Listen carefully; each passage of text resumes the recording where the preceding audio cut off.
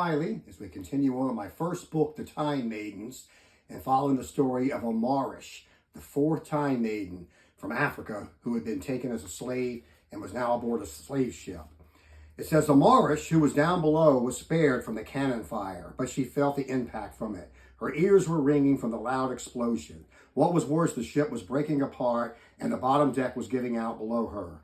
The young black girl's left leg was chained to another girl, who in turn was chained to someone else.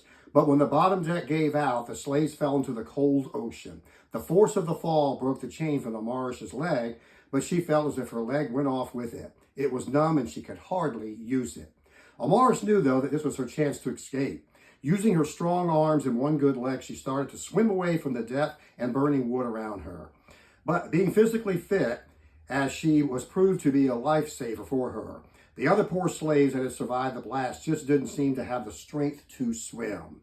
There was no sign of any of the Portuguese slave traders either. The majority of them must have died by the cannon fire.